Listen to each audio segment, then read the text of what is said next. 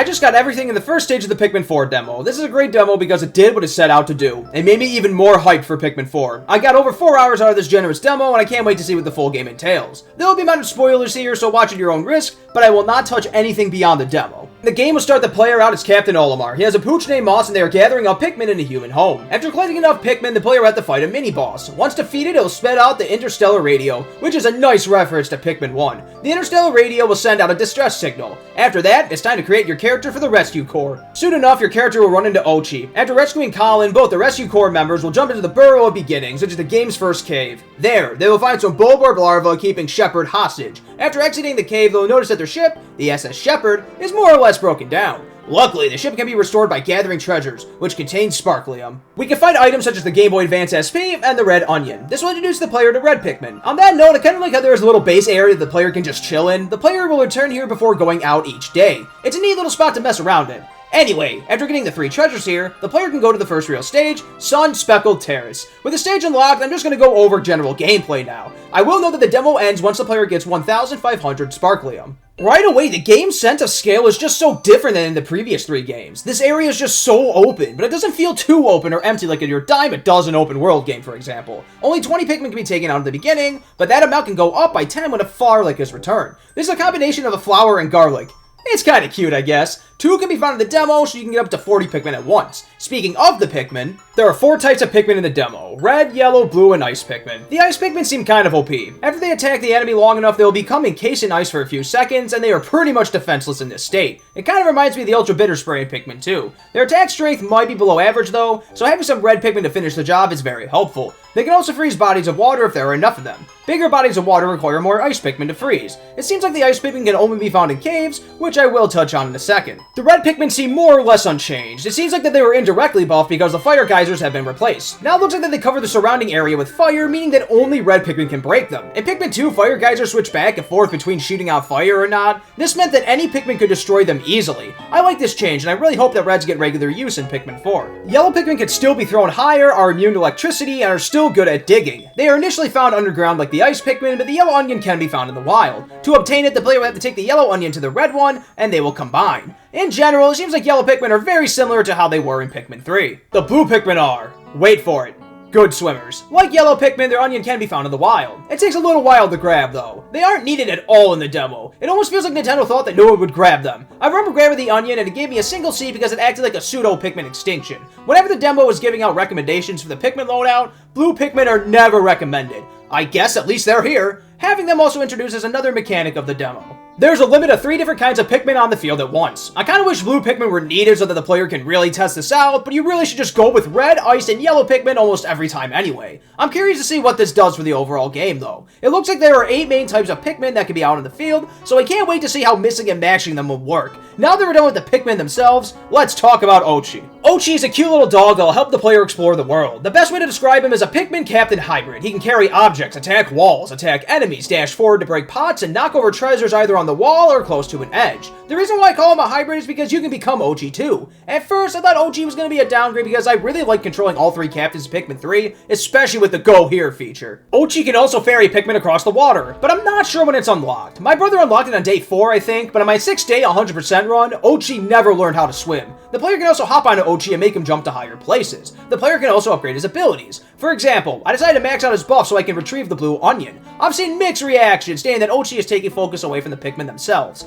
I guess I do kind of get it to a degree, but I like his inclusion. I love how Oatchi is his own thing. It's not a Pikmin, but it's not a captain either. I can't wait to see how well he fits into the gameplay loop later on. Oatchi can smell ice Pikmin, castaways, and hidden treasures. In fact, one of the treasures is buried underground and you need Oatchi to spot it before digging it up. At first, I thought you were going to need white Pikmin for it. Speaking of treasures, they're still fun to collect. It looks like they went for the Pikmin 2 route and just made them a bunch of random things. Some include the Game Boy Advance SP, a peanut, a strawberry, a baseball, and a clock, just to name a few. The overworld and caves will be filled up with little crystal materials that the player can collect. These can be used to buy upgrades, items, or they can be used to build bridges and climbable walls. I love this idea. The fact that the player can move their base around makes this feature less annoying too, because the Pikmin have to carry it back to the base. I like this idea of an additional collectible that has some versatility to it. Do you want to use it to open up areas of the map, or do you want to stockpile them to buy upgrades? I don't know if it's just the new camera angle, but exploring this level just feels so different than levels in the first 3 games. I love how there are so many shortcuts too. There are bridges to build, paper bag ramps to push, walls to build, giant plants to pull on, and metal plates with handles to pull down. I think that having Oatchi may help with the level design in a vertical sense too, since the captain of Pikmin can jump on his back. A small detail, but I love the little clanks that the captain's step makes on the bridges.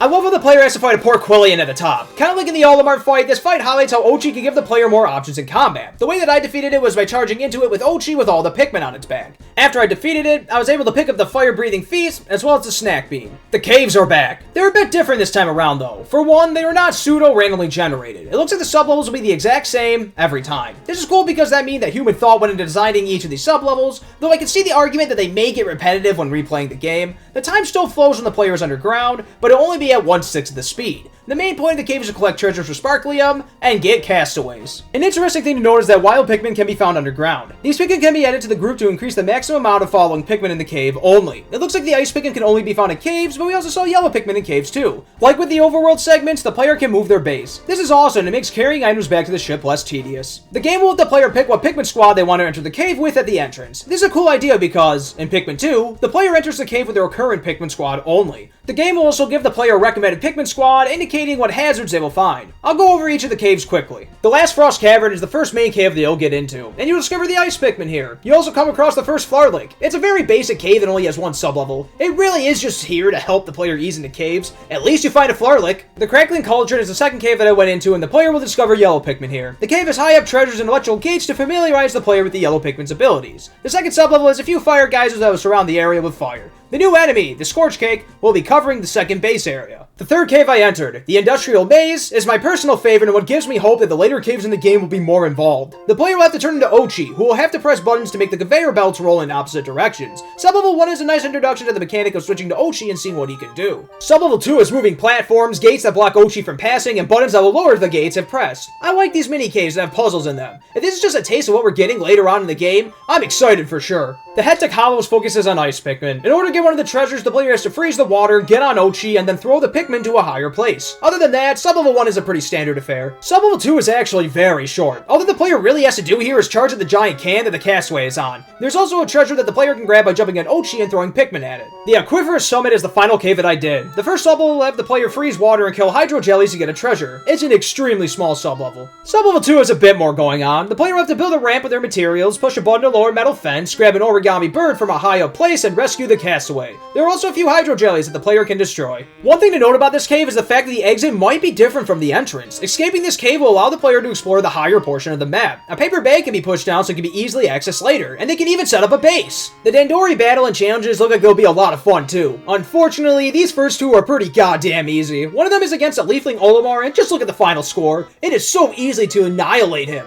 The other one is against time itself. The player will have 5 minutes to try to get everything. The latter reminds me of one of the mission mode missions in Pikmin 3, and that ain't a bad thing. I can't wait to see the 5-star, or I guess fire, Dandori battles and challenges. I really like the idea of Castaways being a collectible. When collected, they will go back to the base that the player can visit in between days. They do all sorts of stuff, like offer upgrades for materials, train Oatchi, give awards for completing challenges, unlock the treasure hoard, and the Piklopedia. That's right, the Piklopedia is back. This is one of the best things about Pikmin 2 in my humble opinion. You can drop lightning down on enemies, throw bomb rocks and ice blasts at them. You can also throw the good old Pick carrots. The Pikmin themselves get entries too, which is kinda cute. You can also engage with the enemies. This is so much fun. Why did it take them this long to do that? The lab upgrades are pretty nice, but I can see the argument that most of them were just treasure unlocks at Pikmin 2, a treasure gauge, elemental suits, a way to take less damage. It's all pretty basic stuff. The charge hoard will allow the Pikmin to charge like in Pikmin 3. There are also usable items. Pikmin carrots can be used to stun enemies, bomb rocks can be thrown at enemies, ice blast will freeze enemies, and the scrummy bone will give Oatchi some health. There's also an emergency kit for the player if they happen to go down. Another item that I loved is the survey drone. This will let the player fly around the area and place 3 markers. It looks like the time of day stops, so this will give the player plenty of time to look around the map and plan accordingly. I decided to use it when I was about to hit the top of the area of the map.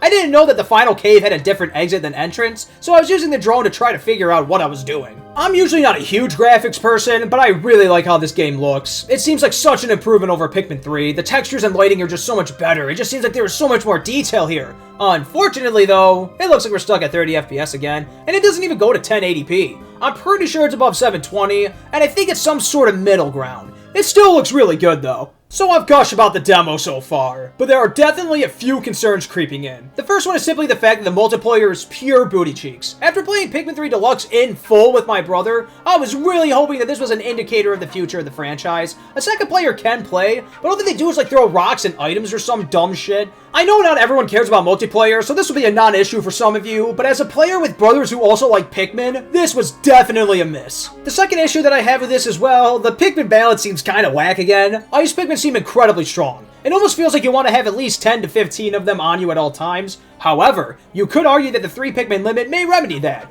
Blue Pikmin also looked like they were gonna get boned again. You know, winged Pikmin still exist. Oatchi can ferry Pikmin across the water. Ice Pikmin can freeze the water. It just seems like you'll only use blue Pikmin if a treasure is just completely submerged. There's also a lot of dialogue in this. Like a lot. This really makes me miss the nature of Pikmin 1. That game just kind of drops you in the world. It gives you some controls to work with, then just lets you run hog wild. It should be noted that you can skip it, but it still breaks up the pacing a bit. It was such a relief when the game finally lets you go and explore the world a bit. The last big thing that I could think of actually involves the cursor. It keeps locking onto stuff and it's goddamn annoying. I like the method of Pikmin 3. Basically, the cursor wouldn't lock onto something until the player hits a button to make it do so.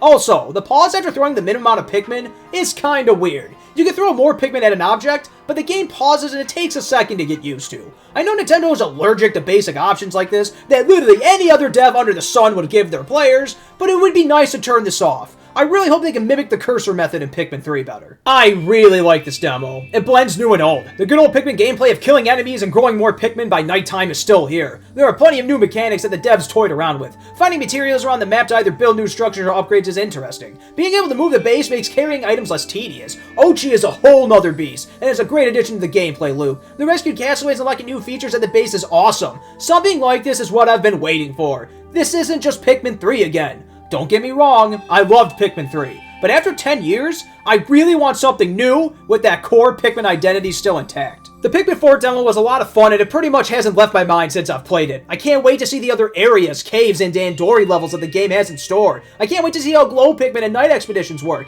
I can't wait to see how they introduce Purple, White, Winged, and Rock Pikmin. I can't wait to see all the new enemies and stages. Is it July 21st yet? No? You sure? Well, it can't come soon enough.